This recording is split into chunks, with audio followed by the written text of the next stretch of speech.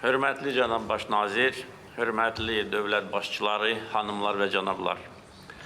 İlk növbədə qonaqpərvərliyə görə baş nazir Viktor Orbana təşəkkürümü bildirirəm. Azərbaycanla Macarıstan arasında əlaqələrin inkişafı məmnunluq doğurur. Bu mənim Macaristana 6-cı səfərimdir. Cənab Orban isə Azərbaycana 7 dəfə səfər etmişdir. Macarıstan Azərbaycanın etibarlı strateji tərəfdaşıdır. Macarıstan müstəqil siyasət aparan ölkədir və beynəlxalq nüfuzu daim artmaqdadır. Bütün əldə edilmiş uğurlar münasibəti ilə baş nazir Viktor Orbanı təbrik edirəm. Türk Dövlətləri Təşkilatının dövlət başçılarının keçən il Azərbaycanın təşəbbüsü ilə Şuşada ilk qeyri-rəsmi zirvə görüşü keçirilmişdir. Şadam ki, bu təşəbbüsün davamı olaraq ikinci qeyri-rəsmi zirvə görüşü təşkil olunur.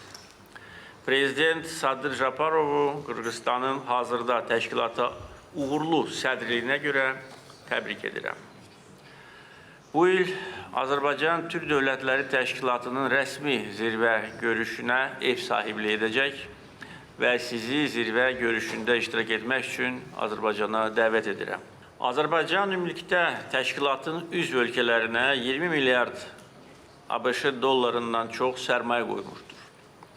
Bu il Türk İnvestisiya Fondunun rəsmi olaraq fəaliyyətə başlaması nəzərdə tutulur.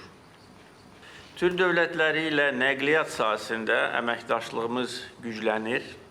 Son illər ərzində Azərbaycanda nəqliyyat infrastrukturuna, avtomobil yollarına, dəmir yolu xətlərinə, dəniz limanına, gəmi-qayırma zavoduna, hava nəqliyyatına böyük həcmdə sərmayələr qoyulmuşdur. Nəticədə açıq dənizlərə çıxışı olmasa da, Azərbaycan Avrasiyanın nəqliyyat logistika mərkəzlərindən birinə çevrilmişdir. Türkiyə və Mərkəzi Asiya dövlətlərinin Azərbaycan üzərindən tranzit keçən daşımalarının həcmi 2024-cü ildə 11 milyon ton təşkil etmişdir.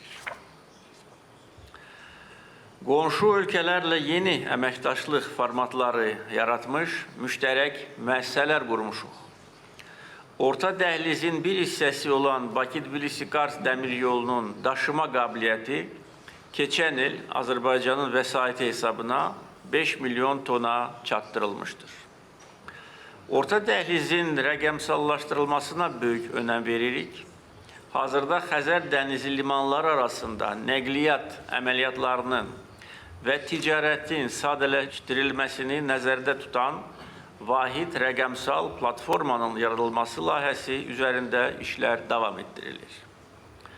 Xəzər dənizində 50-dən çox ticarət gəmisi olan Azərbaycan, Türk dövlətləri üçün önəmli tranzit xidmətləri göstərir. Hazırda Bakı Gəmi-qayırma zavodunda 10 yeni gəmi inşa edilir. Ələt Beynəlxalq Dəniz Ticarət Limanının yük aşırma qabiliyyəti 15 milyon tondan 25 milyon tona çatacaq. Azərbaycanda 8 beynəlxalq hava limanı fəaliyyət göstərir. Sayca 9-cu hava limanı yaxın zamanlarda istifadə veriləcək. 9 beynəlxalq hava limanından 3-ü Azərbaycanın erməni işğalından azad edilmiş ərazisindədir.